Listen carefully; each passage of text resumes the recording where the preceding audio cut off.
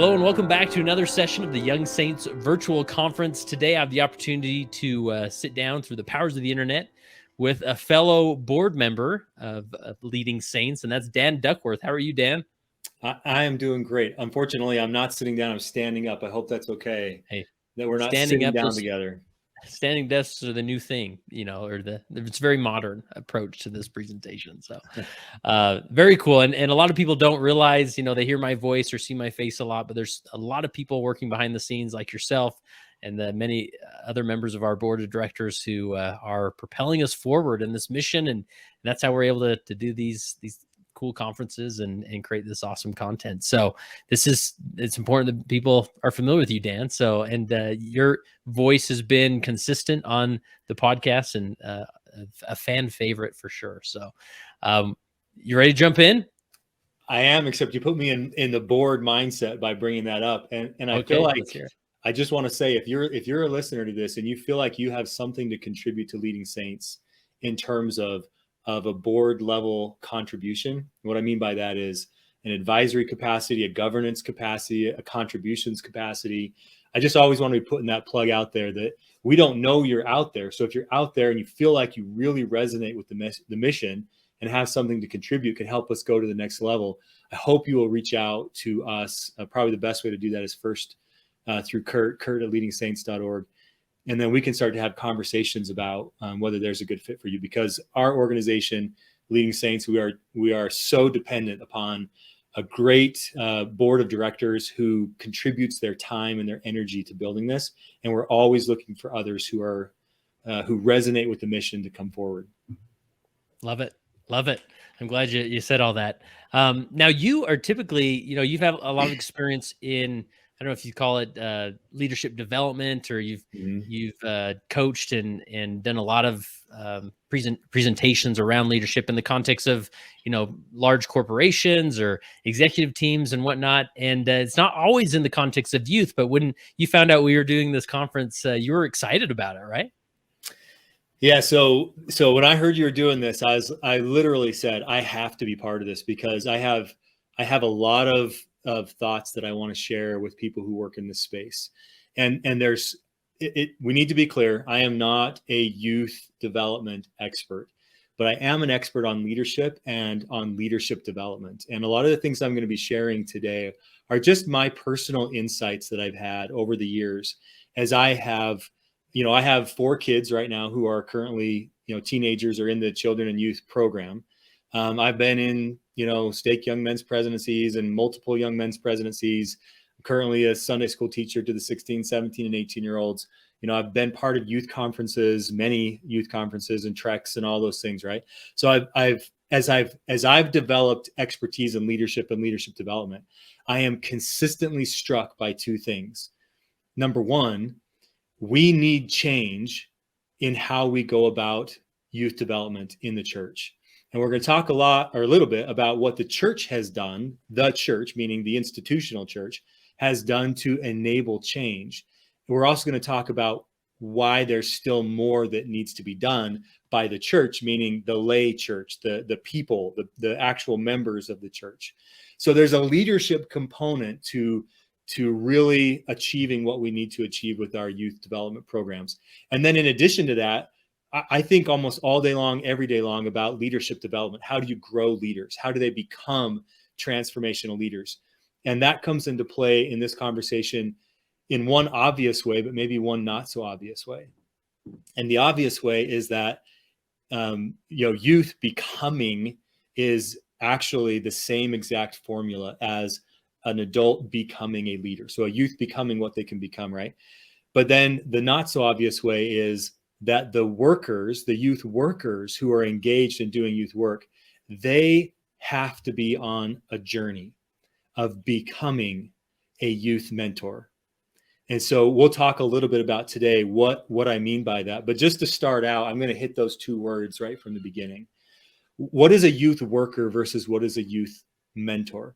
Now, a youth worker, plainly said, is anybody who works with youth, anybody who works on the quote unquote problem or opportunity of helping a youth to grow or to become. So typical functional roles where we see youth workers are teachers, coaches, pastors.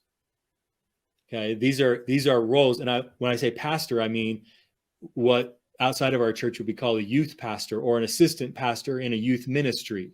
Okay, so when you're called to be a young women's leader or a young men's leader, or in a bishopric or anything like that, you're being called, or you're being assigned to be a youth worker. That does not make you a youth mentor. Mentorship or mentoring is a state. Okay.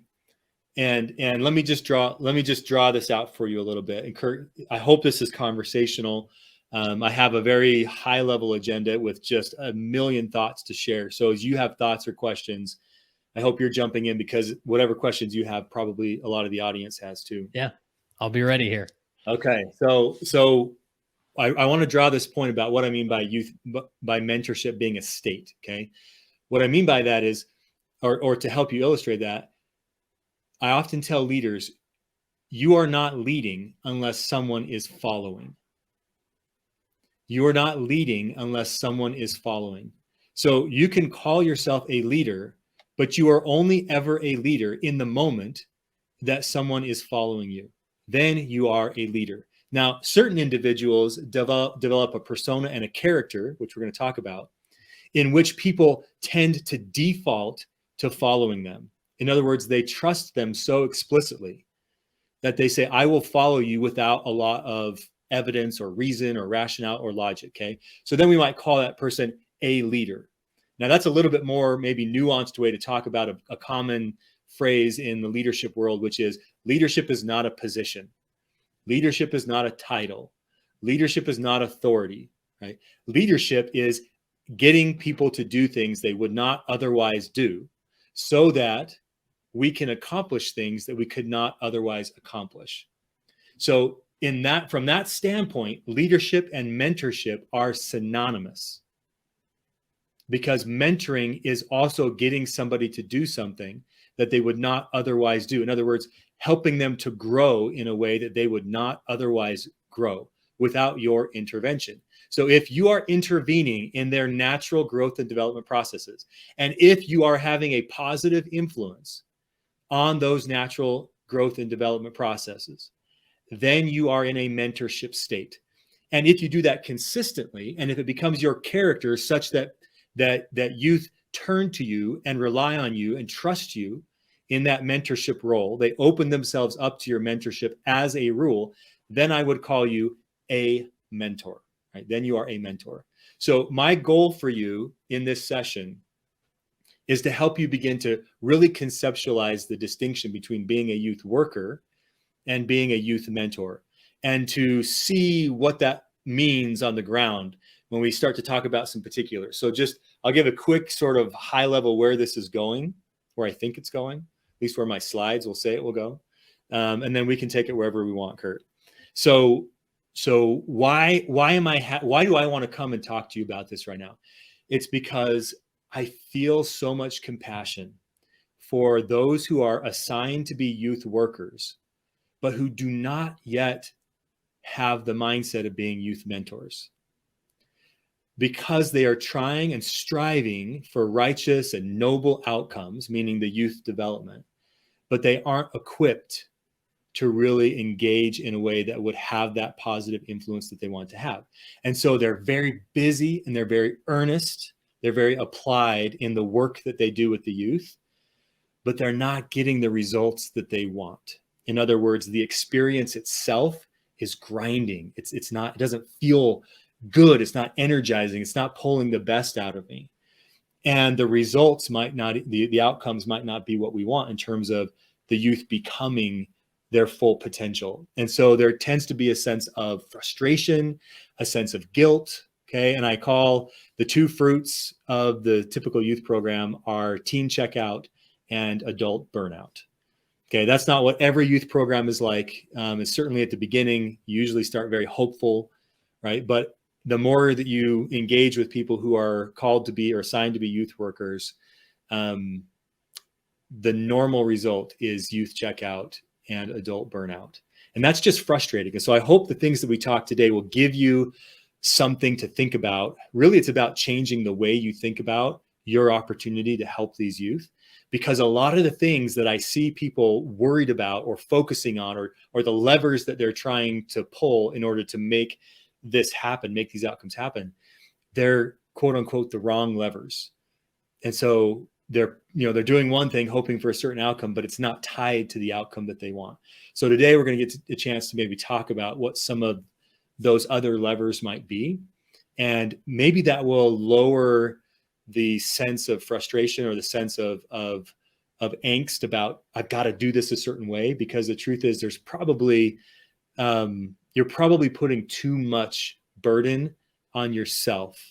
And that's where a lot of your frustration comes from. And if you truly understood how youth develop and what youth mentorship is, I think you would be a lot calmer and a lot more peaceful about your work that you're doing with the youth.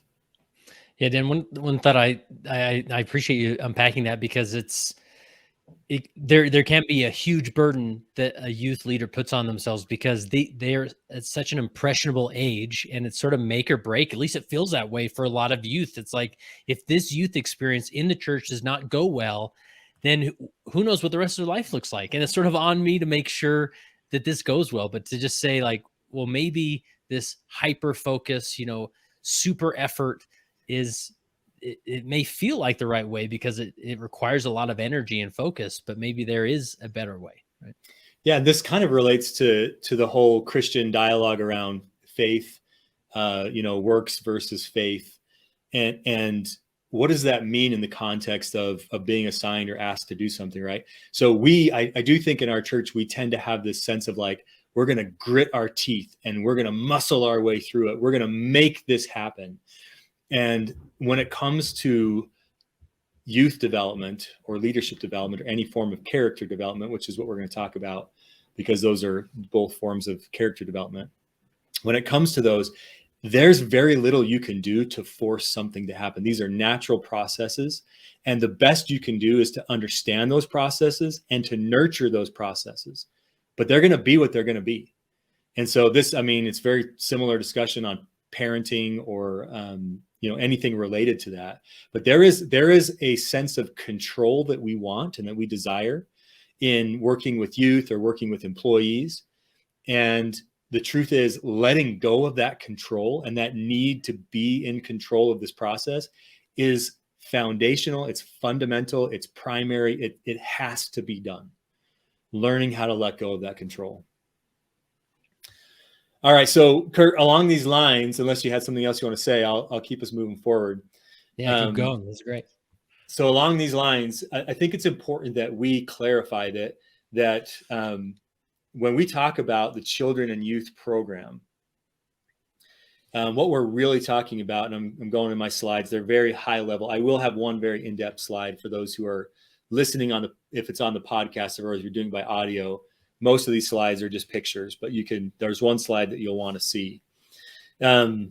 Children and youth, or what I'm labeling here C and Y, and I'll refer to it as C and Y until the church will probably come out at some point and tell us not to do that, but it's just easier. So C and Y, we need to start by just acknowledging this is youth development, okay? And what I mean by that is there is a broader research field, there's a broader movement, a broader effort amongst practitioners that is called youth development. And this is the idea that we can intentionally engage these processes. We can understand these processes of how youth grow into being fully functioning, fully contributing adults or members of whatever community that we have, that we can understand that, and that potentially we can influence that in a positive way. And so I think right from the start, we need to acknowledge that when children and youth comes out, it is very different in some ways from what the church has put out previously.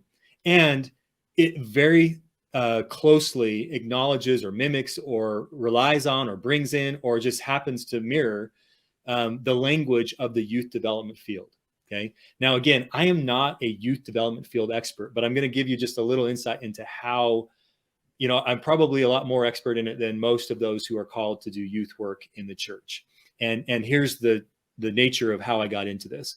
So there's actually a field called positive youth development. Now, in the leadership work that I do, I'm affiliated with the University of Michigan Center for Positive Leadership. And so when we hear words like positive leadership or positive organizations or positive psychology, that is a keyword. That's a buzzword. It means something. And it doesn't just mean happy leadership. Okay. What it means is that when you look at a normal curve, there is a type of youth development that we would call normal approaches to youth development. And normal approaches get normal outcomes. And then on the left side of that curve, we have what we call negative deviance. Okay. So these are programs that deviate from the norm in a negative direction, meaning they have worse outcomes than the normal outcomes. And then on the other side of the curve, we will have positive deviance, meaning that these programs yield better than average results. And so we want to look at the way that they approach that and say, their results are better than the norm. They're positively deviant results. What are the positively deviant causes of those better results? Okay. So when I first heard that there was a field called positive youth development, it was because I was like, man, all these things I'm learning and I'm becoming expert on in terms of leadership and leadership development, I feel like it is so it's so relevant to the youth work that I'm doing as a father and as a mentor, as a youth worker in the church, and with sports. I do a lot with youth athletics. So it's so relevant. And I'm learning. I have so much to do, so many ideas because of these connections I'm making. And I was like, I got to find out if the things that I'm taking from leadership development really, if anyone else is talking about this in terms of youth development. Well, that's when I got in and realized, yeah, there's a field called positive youth development. And I got very deep into that. I'm going to come back to that field in a little bit. But I just think that it's important for our conversation that we recognize that we as a church, we're not necessarily doing something that nobody else is trying to do. Because I think one of the themes I think I hear people talking about as they talk about this is like, we're so unique in the church. And what we're trying to do is so unique that we don't realize there's so much to learn from other people who spend their lives, their careers dedicated towards understanding youth development and positively influencing youth development. And I think that's just an initial recognition that we need to make. And when we do that, it kind of puts it more into context that we don't have to feel like we're on an island trying to create something that isn't already being worked on by other people. Kurt, what do you think about that? Do you get that sense at all as you've gone through these seminars with the youth development? And I know we get a lot of fan mail, so to speak, from people who talk about frustrations with the youth program. Like, what are your thoughts about this point? Yeah, I think this is coming at it from a youth development standpoint is really helpful rather than just sort of framing it as this is a church program. This is what we've been asked to do. So let's make it work. There's a lot of thought that the powers that be have put into this in the effort of developing youth. Right. And I love, that the bell curve you talk about with positive deviance. I think this is so crucial that oftentimes we feel like when we frame it as a church program, it's harder to then say, well, I'm going to be deviant to that program. And nobody's asking you to do that. What positive deviance is taking this program and finding the positive natures of it that allows us to do something a little bit different that's going to, in return, lead to positive youth development. Is that right? Yeah. So I think I love the way you said that. I think the way to frame this up is the church, the institutional church, is asking us to be positively deviant with how we develop our youth. And I tend to think about it like this, and it's probably not a fair way to think about it, but it's kind of an idealistic way. I tend to say to myself, if you were to find the church of the living God upon the earth, the church of Jesus Christ on the earth, wouldn't you expect that it would be positively deviant?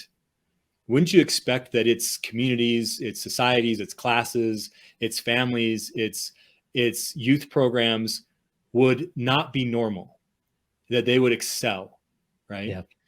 Now, the truth is, when you look statistically, and I'm no expert on this, but I've done plenty of reading on it, our outcomes aren't always that great compared to the norm. They're pretty average across the board, right? And so I think when the church comes out and they say, we're going to totally revamp something, and in this case, it's the youth program, I think what they're saying is we're trying to give you the tools and resources to become and to be positively deviant. So not just to be youth workers, but to be youth mentors, not just to have a youth program, but to have a magical youth program that actually delivers on its goals and its objectives. Yeah. Like you would expect that the restored gospel of Jesus Christ would be a trailblazer, right? If we believe in revelation, hopefully we are doing things like nobody else is doing it in a very positive way. Like, and you see this sometimes with like, I think of the missionary training center. It seems like every 5 years, a journalist like stumbles over what's happening at the MTC and like, look at this organization and how they're teaching languages and they're sending these missionaries out and how they're developing them. And, so many of you get this type of job. And right now it's sort of like they've focused on a part of our makeup that's positively deviant. We develop our 18 and 19-year-olds differently because of the missionary program, right? And now we're sort of moving that, feeling that theme into the children and youth program. Yeah, and you use that word trailblazer. It's really interesting because, I mean, kind of the point that I just made, in some ways we're not the trailblazers, because there are people who have been doing this in positive youth development for 10, 20, 30 years now, with a lot of rigor to what they're doing, right? So in that standpoint, I think it's okay for us to say, hey, we don't have to be the trailblazers. We don't have to reinvent the wheel here. We're not trying to do something that's not already being done.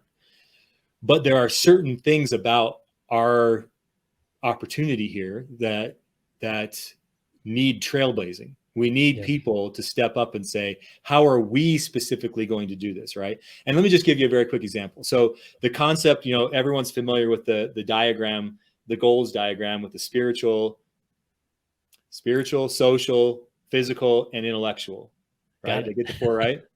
And the reason why I hesitate is those are 4 common words that are talked about in youth development, right? We didn't make that up. Like you can find diagrams almost exactly like that when you look in the positive youth development field.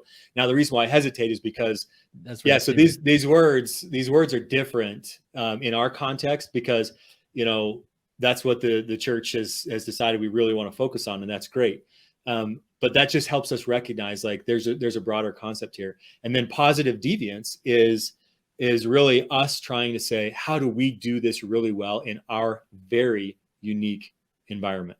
And let me give you just one aspect of why being unique matters. I cannot think of another people on the planet where youth workers are assigned as a matter of their identity. Okay. Now that's a complicated way of saying you didn't sign up to be a youth worker. You got baptized to make a covenant with Jesus Christ. And then one day some guy came to you and said, hey, we're assigning you to be a youth worker. That doesn't happen anywhere else that I'm aware of. You're a teacher because you chose to be a teacher. You're a coach because you chose to be a coach. Even in other religions, you're a pastor over the youth because you chose to work with the youth. And even if somebody came to you and said, hey, I've got this opportunity, I think you'd be really good at it, there's still this fundamental aspect of me deciding that I'm going to spend my time and energy working with the youth. That is a very different paradigm than the one that we're working with. The vast majority of the people that work with the youth in our church are not people who feel especially called personally, like they have a deep interest or passion in youth development. So we have this workforce, if you will, that is there for other reasons than what a youth mentor might naturally be drawn to for. That might be a hard thing to say, Kurt. I'm interested in your reaction to that. Like maybe people react to that and say, oh, that's not fair or something, but I'm just letting you know that I've seen a lot of youth work, and most people who work with the youth are there because somebody asked them to do it, not because they raised their hand and said, this is how I want to spend my discretionary time and energy. Yeah. Yeah. This is like at the core of what intrigues me about our mission as the Leading Saints organization is that our leadership tradition and experience is very different. I served as a bishop, but that's not because I went through training process or an application process and got selected. I was just asked to do it, even at a young and inexperienced age. And so there's just these dynamics of leadership that are a little bit different. And you even saw this contrast when the church was involved in the Boy Scouts of America, where the typical Boy Scout troop leader decided to be a troop leader. It wasn't just called and say, hey, we needed to do this. And so that created some interesting dynamics that were sometimes positive, sometimes negative, but they're complicated nonetheless. Yeah. And it's not right or wrong necessarily. Right. It's what we have to work with. Yeah. That's our reality, right? That's our reality. And nothing about children and youth changed that. Okay. So we'll come back to that in a minute. But I do want to take a second to say at this outset, when you recognize that what we're really doing here is youth development, you also have to recognize that we have a goal. Okay? In other words, we have this idea. Hey, Kurt, I'm going to pause here for a second. I actually really like it when I can see your face. Okay. You want me to just hang out here? If you're okay with that, unless you have something to do, like if you need to do something and go off camera, that's fine. Okay. Like, yeah. honestly, I can hang out. I just don't want to be distracting with my. It's actually way better for me than Okay. when I'm looking at you than when I'm looking at myself. Okay. That's fine. So I'll start over then on that point, right? So when we talk about children and youth being youth development, it also means that we need to acknowledge that we have a goal, right? We're not just doing this because we're doing it ad nauseum, or this was our calling. We're just waiting for 2 years. Like, we actually have this idea in our mind of what a youth is supposed to become. Now, this is a crucial point here, because as we talk about later, you could go down two very different roads with this. The first road you could go down that's not helpful is, I have a very specific idea of what it means to be a proper Latter-day Saint, or I have a very specific idea of what it means to be a proper American, or a proper adult, or a proper whatever, right? And so we get this fixed image in our mind of what a youth is supposed to become, and then we totally are in contradiction to the natural processes of youth development. So what I'm not talking about is doing that fixed image, right? But what I am talking about is acknowledging that we do have a general goal. And for example, when we do youth development as a country, we have an idea of what it means to be a contributing citizen of this country. When we develop youth in a sports context, we have an idea of what it means to be a good player or a good teammate, right? In the church context, our goal, I'm gonna name our goal. We could argue about this, and if you feel like it's worth talking about, we can talk about it. But I'm going to name our goal as, we have a goal to develop disciples of Jesus Christ. Okay.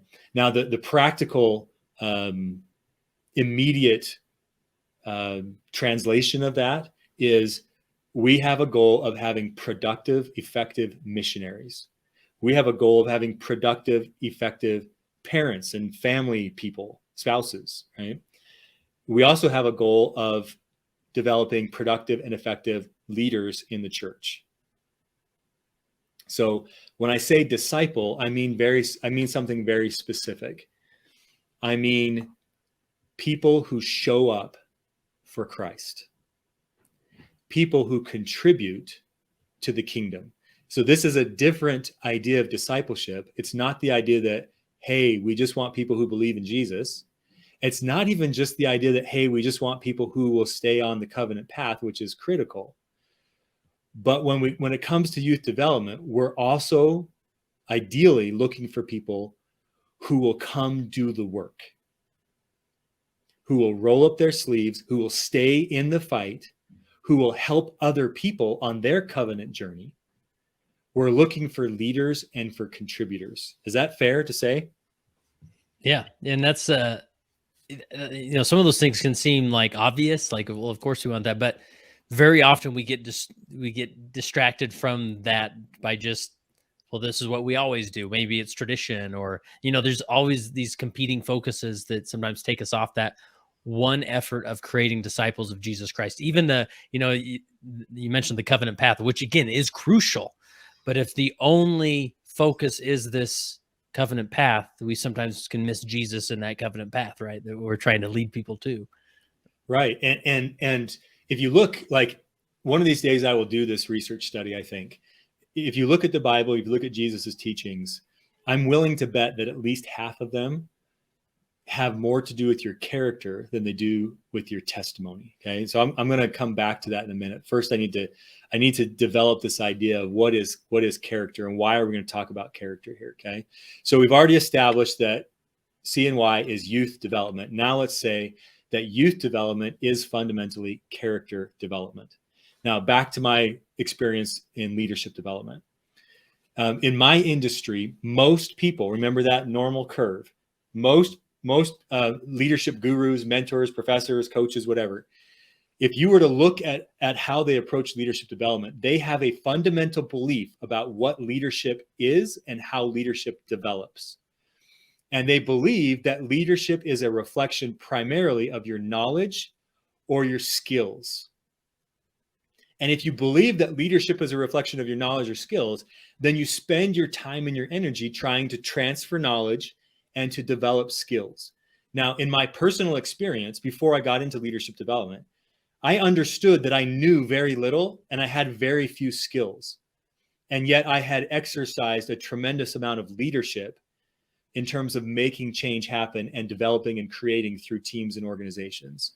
So I fundamentally knew knowledge and skills isn't what leadership is. And yet I had no idea what really makes for leadership until I got into the research. And I found a guy named Bruce Avolio who researches or has researched on transformational leadership and authentic leadership. And he's one of the few people who really has dived into leadership development as a research field. He couldn't say it any clearer.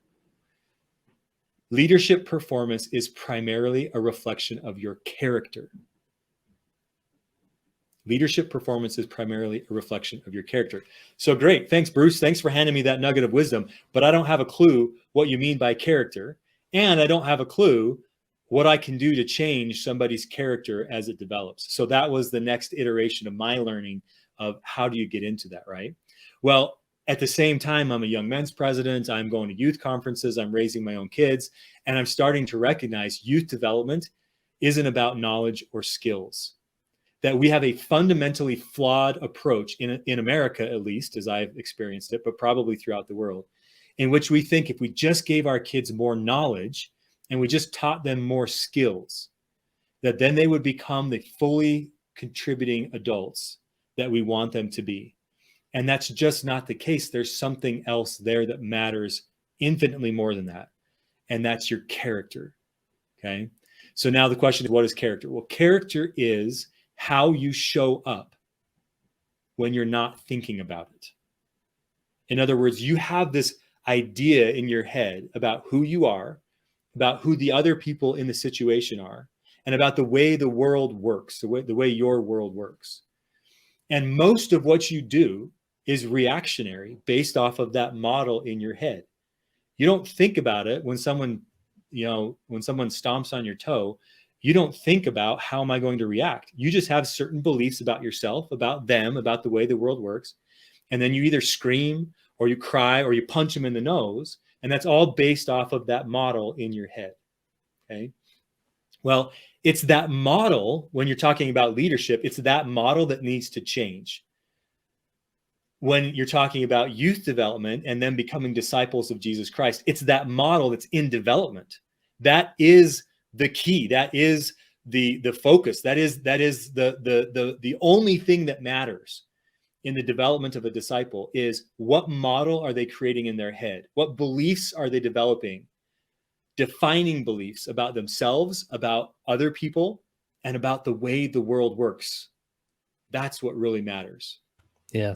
So the interesting, you talk about character development and youth development being character development is like, it makes so much sense, but the tricky thing is character is so nuanced, like it's hard to measure, right? Like where we can take behaviors and like temple attendance and all these things, and it's easy to default there because we can measure that and we want to see progress. And how can we see progress when it's hard to measure?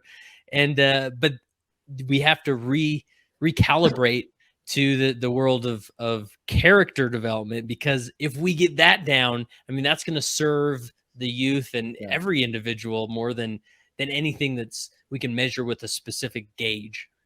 Yeah, I'm going to say something right now that I already know a lot of our audience is going to not agree with, or they're going to have a reaction against it. This is what I like. When I talk about character, I'm not talking about the model you have in your head of what a good person is. Character is neither good nor bad. It just is. The model in your head is not good or bad. It's either effective or not effective relative to your goals. It's either useful or not useful in helping you achieve the things you want to achieve in life. Okay, so this is why acknowledging our goal as a community is to help develop disciples of Jesus Christ. This is why that matters. Because we're not defining exactly what a disciple of Jesus Christ is, other than saying a disciple is someone who shows up consistently for Jesus Christ. There's someone who applies their time, their talents, their gifts, and everything that God has blessed them with to building up the kingdom of God. Okay, that's what a disciple is. The question is, when life gets hard, or when life gets tempting, or when situations change, will you still show up for Christ?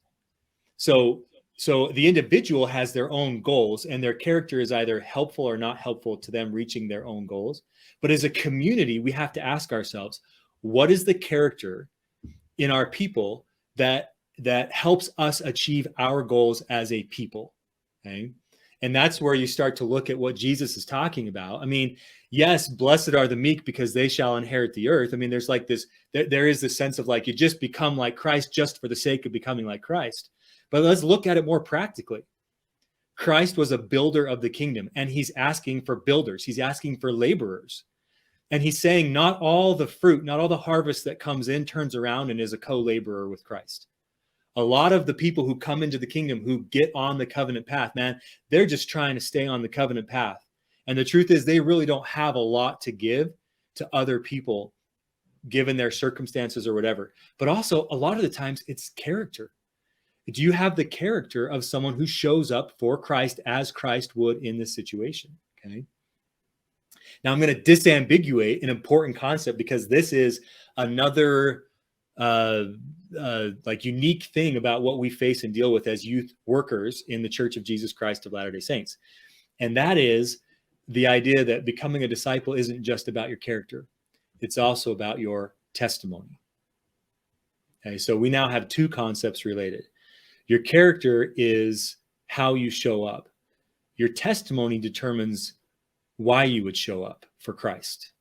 And so, just as an example, this may be somebody who, I mean, someone can go through the church youth program and develop good character, and maybe later on in life they don't have a strong testimony. They may separate themselves, but they're a better person, or their character has been enhanced because of the influence of, the church organization, and whatnot. That doesn't necessarily mean their testimony went along with that, down that same path. So when my younger brother was deciding to leave the church at the age of 19, of course, that's everybody's worried about that, or they're concerned about that. What are the implications? And I had this distinct moment, I think, with the Spirit, where I felt, you know what, he's going to be okay because he knows how to work. And that work ethic is fundamentally going to prove his salvation. Okay. What I was saying was, I'm letting go of the need to say, if he doesn't have a testimony, he's going to hell in a handbasket. And instead, what I'm recognizing is, because he has some real character strengths that will serve him well in life, he's going to have a good life. He's going to contribute in many ways to the cause of Christ, even if he's not part of the church per se. And in the end, whether it's in this life or in the next, I believe that work ethic, that character trait that he had developed, I think it's going to really serve him well in terms of his personal salvation. Yeah. And this is really helpful as you're, I mean, this is a paradigm shift a little bit, because it's so easy to get hyper focused on the testimony aspect of what the youth program offers. And that's important. That's a part of it. And we need to create and hold space for that. But we also need to recognize the character development that needs to happen at the same time. Right? Yeah. So when I say C&Y is youth development and youth development is character development, what I'm saying is we have to stop focusing exclusively on testimony development, which, when we approach the goals and we approach the activities, we're going to get into some of those practicalities in a little bit. But fundamentally, if we approach those as if we're here to give them a testimony, then we are missing out on huge opportunities to develop their character. Now, we need to do both. And it's not as simple as saying, today we're going to work on character and tomorrow we're going to work on Yeah. testimony, right? Sundays is for testimony. Weeknights and youth camps are for character. Well, guess what? If I was mentoring you as a youth worker, I would help you to distinguish when you show up on a given experience. Are you showing up primarily with the goal primarily of testimony development or the goal primarily of character development? Because the truth is, unless you're focused, you're going to do neither of them well. Now, I also recognize it's way more nuanced than that, because these things don't necessarily develop in a vacuum. Right. But when you show up and you know what you're going for as a primary focus, it changes how you plan. It changes who you involve. It changes what you care and stress about, what you care about and stress about. It focuses you. Whereas right now, a lot of the frustration that I see comes from not being focused on what it is we're trying to do in this moment. Gotcha.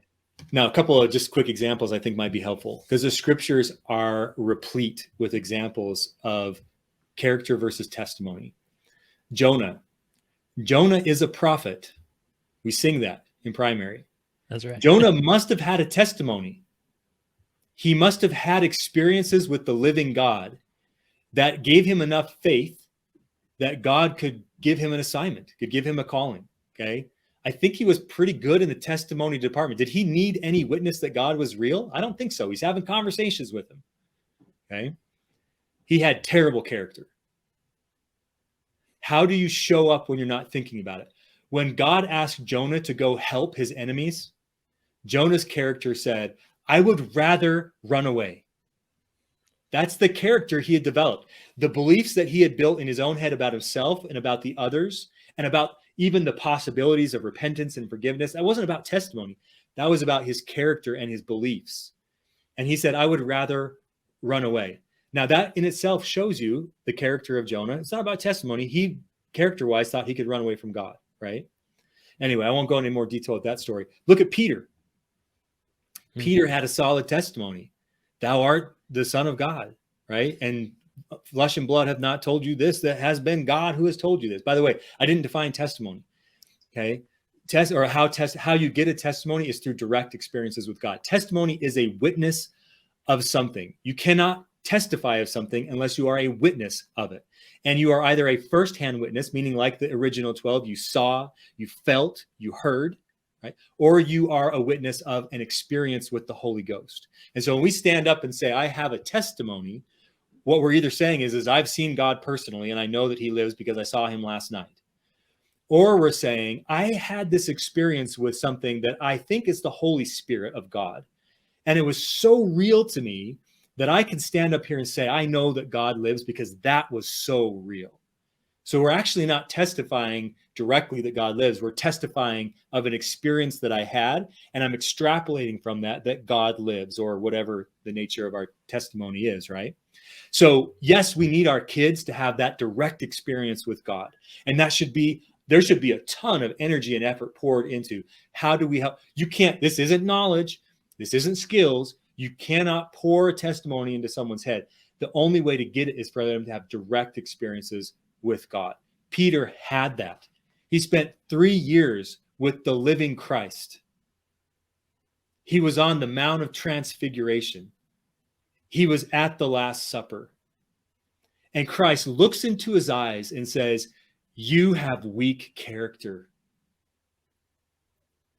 And at the end of the day, before dawn, you will have denied me 3 times. In other words, your character is such that when the people are looking at you and when you're uncertain about the situation, that you will lie about the things that you know to be true.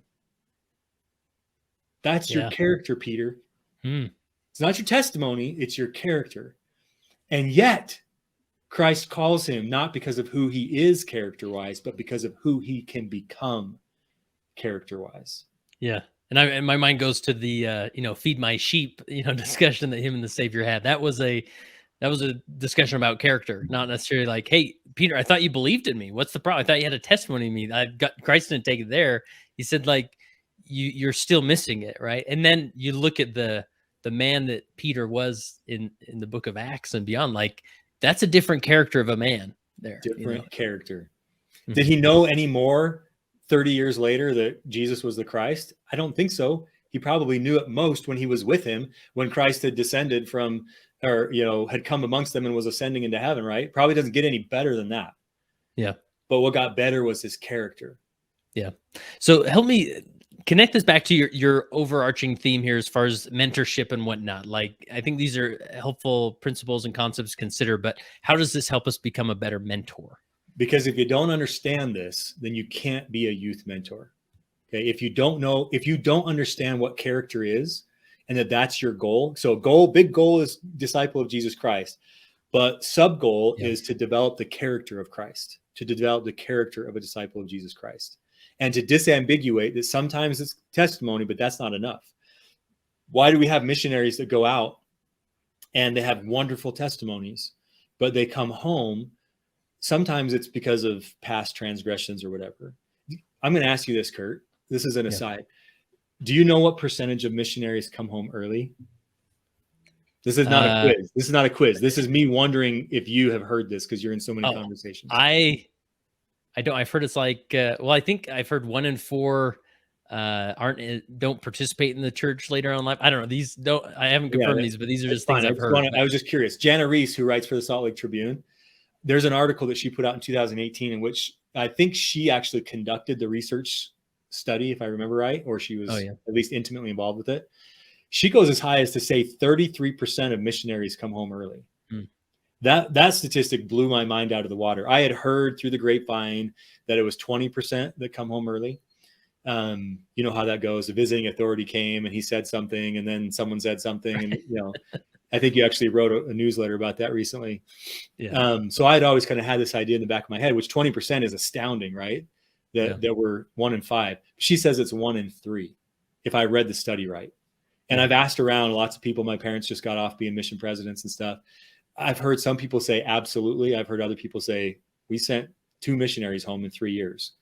Right. So I don't know what the exact number is, but there's a lot of missionaries coming home early. When they come home early, a lot of times it's for emotional or mental immaturity. And what we mean by that is they aren't able to cope with the demands emotionally and mentally of what they've experienced. Right. Now, I'm not talking about if they've experienced an acute trauma. Right. I'm just talking about the normal rigors of missionary life can be too much sometimes for these missionaries. That's not always a testimony. In fact, I think it's rarely a testimony issue.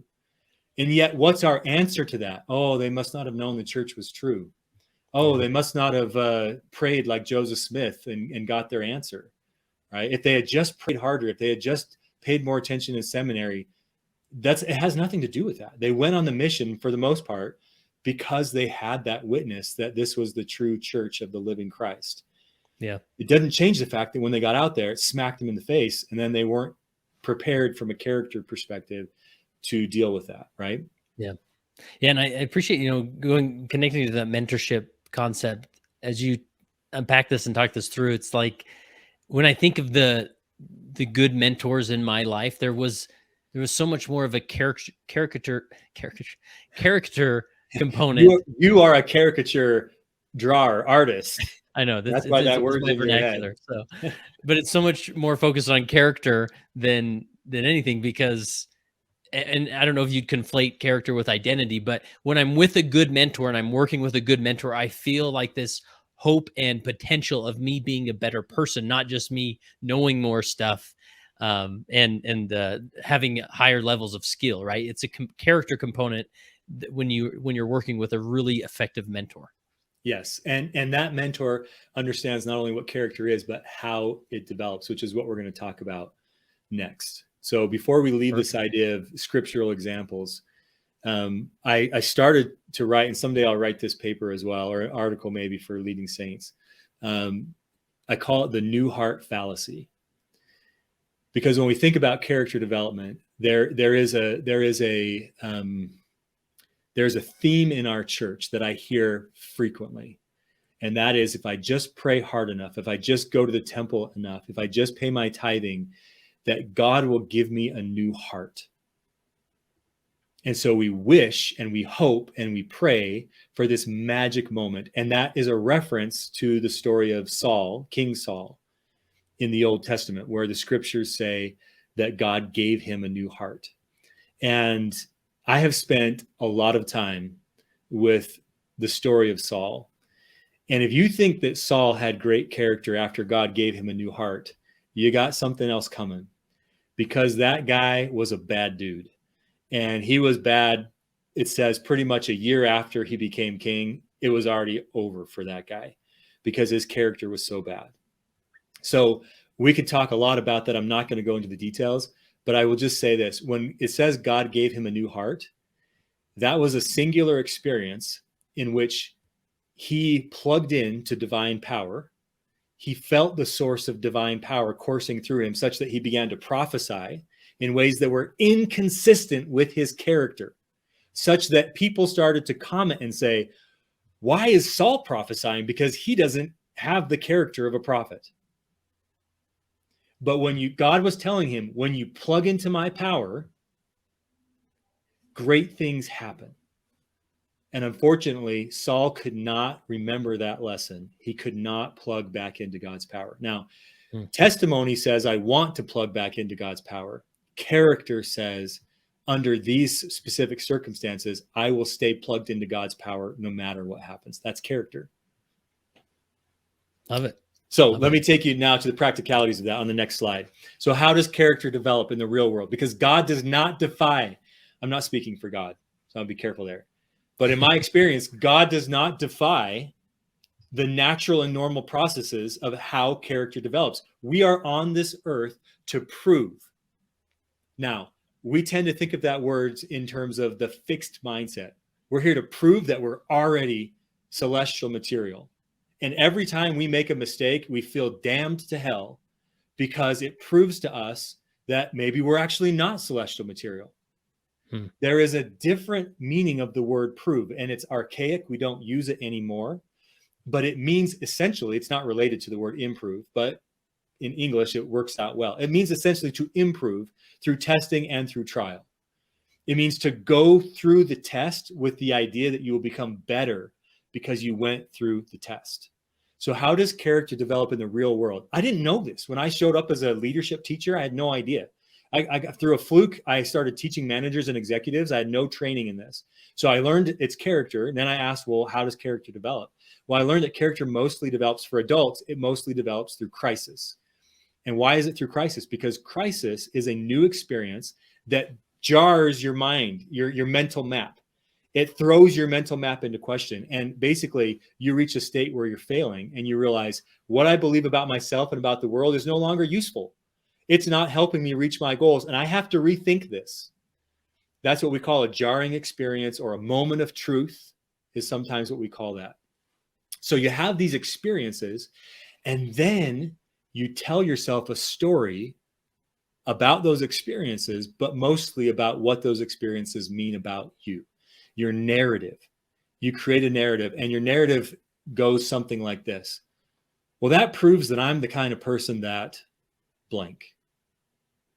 You know, this experience proves that I'm the kind of person that can learn and can overcome. You know, this experience proves that my mom was right. I'll never amount to nothing. You know, this experience proves that I just have an anger issue and I'm locked in, and that's just who I am. That's all narrative, right? And we think that that's like, or maybe we don't think it, but you might think now that that's not that significant. That is the significance. You have life experiences and you develop a story about yourself, and it's that story that determines how you show up in the next situation. That's how character develops. It's not a magic wand from God. It's God giving you experiences. It's God encouraging you to narrate your experiences in certain ways. And then that's the character. That's how you show up differently. What do you think, Kurt? So it makes me consider this the concept of, as people go through life, they experience all sorts of identity questioning situations. And a lot of that, shame can play a big role in these narratives where we, to me, shame is the adversary's greatest tactic to attack us and our heart, because we end up at the end of shame or experiencing shame, saying some type of identity statement or creating a narrative around that. Like, I just can't figure this out, therefore I am. And you see this in the lives of youth all the time, that they just can't seem to get life together. And, and there's so much going on in this phase of life. And then they're making these identity statements or narrative statements that really impact how they see their character and that development of character. Yeah, and those aren't just words that they're saying. That's a belief that is formed in their head, and they're giving words to that. They're giving expression to that.